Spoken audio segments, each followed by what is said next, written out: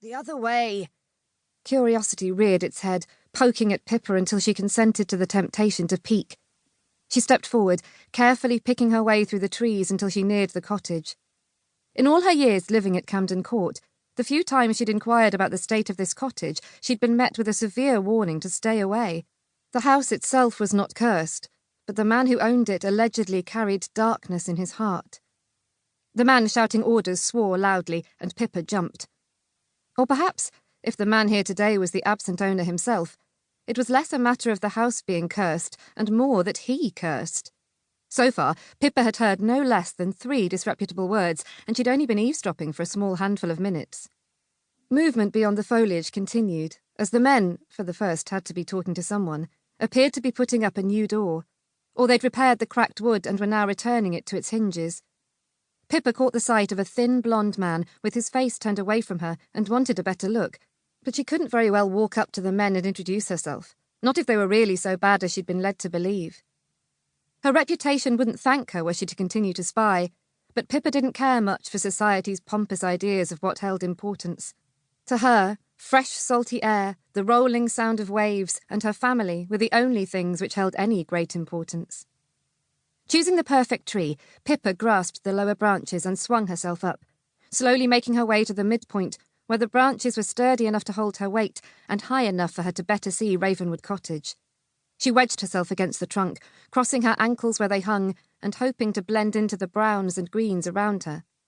Her Spencer jacket matched the bark, but her blue gown would certainly be spotted if one of the men cared to look her way, unless she climbed even higher to blend with the sky. She shook the thought away. That was only likely to draw the men's attention. "Just hold it a little longer," the second man called. He remained out of sight, his voice muffled from the door. Pounding followed, and a few short minutes later, the blonde man released the door and stepped back. There appeared to be 3 men in total thus far. The oldest by a couple of decades, grey from his coat to his hair and seated on a cart barking orders, a blonde, lanky man obeying the orders, and another inside the cottage.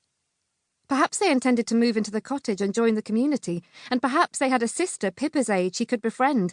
The prospect excited her, and she strained to hear sounds of a woman at the pump around the back, or inside, singing as she cooked. The front door swung open, and a dark-haired man in his shirt sleeves and a waistcoat stepped through before slamming the door shut, jarring Pippa. He looked at the blonde and grinned, and Pippa was robbed of breath, her fingers gripping the bark until her knuckles turned white.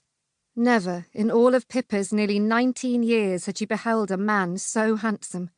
His startling white grin blazed even from the distance, and his dark eyebrows framed expressive eyes. She wanted to melt into the tree so she could perch from this place and watch the front of the cottage always, regardless of how mad that made her sound. Could this be madness?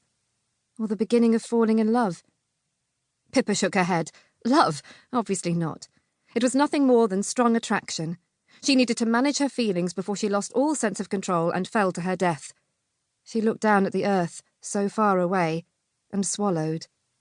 Well, maybe not her death, but a broken leg was a broken leg, and she could not very well find a way to meet this gentleman easily if she had a broken leg.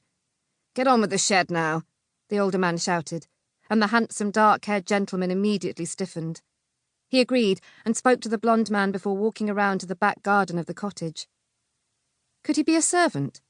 None of the men appeared to be dressed in particularly well-made clothing, but neither were they outfitted in rags.